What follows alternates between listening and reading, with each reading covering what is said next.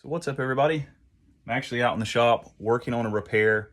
This is a piece that was commissioned for Christmas of last year, and it cracked in a very unfortunate place. Let me show you. So this is a piece of dogwood. The client actually provided this log. I'd never worked with dogwood before. I knew it was a very dense wood. The trick with dense wood is the harder the wood, typically the more stress is in the log, which is all the more stress that it has to release. And we did end up with stress cracks throughout the piece, which that's to be expected. But unfortunately, we had one big crack right through the face of the owl. And then we had another larger crack down the back of the owl. This one was a little less concerning to me than the one that goes through the face. When it comes to chainsaw carving, you're working with green material. Even if this piece had been dried in a kiln, which just really economically wouldn't make sense, but even if it had been dried in a kiln, you still would have had a lot of stress cracking because this is a log, not a board. When you cut a log into boards, you relieve that stress, and so you end up with a lot less checking, a lot less cracking. So unfortunately, we ended up with a crack along the back and a crack along the front. And what I'm doing to fix this crack, there's two methods really to go about it. You can either A, fill it with sawdust and glue, which does work. The trick is the glue will never quite be the same color as the source wood, as in this case, the dogwood.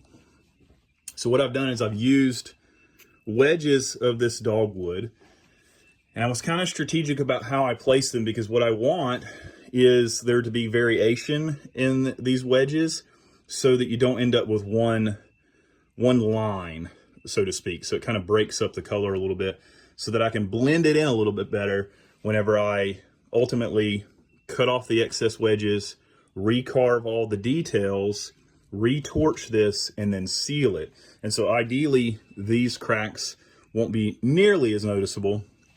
You'll still be able to tell that there was a repair. It's impossible to repair it without some, sign that it's been fixed. It's much easier to repair a flat surface of wood than it is something that incorporates the entire log. Because if you see, this log has lots of variation between the heartwood and the sapwood.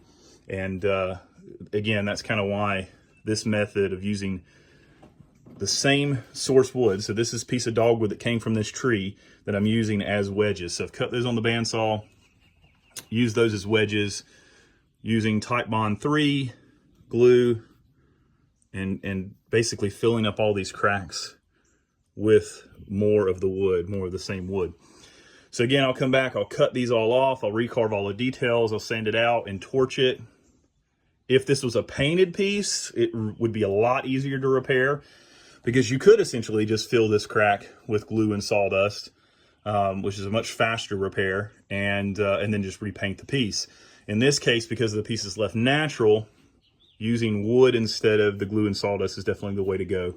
We will fill some of these really small cracks with glue and sawdust, that it'll be a lot less glue than, say, using the wedge technique. So it looks a little painful for this guy right now, but once we get it finished, I think it's going to look great. This is a time-consuming process because you have to glue your wedges in and then wait for that to dry and then go back and fill in any smaller cracks that are left. It's a time-consuming process. As far as the other cracks on this piece, we talked with the client, and anywhere that it is cracked in a window, we're going to repaint that black. But for the most part, the other cracks really don't take away from the piece. This one here is probably the biggest one. We'll repaint that black inside those cracks. That'll make it, again, with these, and that'll make it look a lot better. Again, cracks are just part of chainsaw carving. Sometimes, unfortunately, they happen in the worst of places. This piece was also displayed inside, which does speed up the drying process. It's hard to say whether or not it would have cracked quite severely if it was outside. There's really no way of knowing. It's so hard to predict where a log is going to crack, especially in a situation where it's a log you're working with, you've never worked with that species before. So again, this is dogwood, and now it's a beautiful piece though. I mean, I don't know how much you can tell from it. It's got a cool fairy door down there. All these windows. There's a little fairy door around here. Copper chimneys. There's one up there. I love making these pieces, and this one is probably one of my favorites yet. And so I'm happy to repair it. Just takes a little bit of time to get it all done, and then we'll get it back to its forever home. That's it. I thought I would share, again, something a little different than what I'm usually working on. Hope you all have a wonderful rest of your day. Send your get well soon cards to Mr. Owl here, and we'll get them all fixed up. Take care.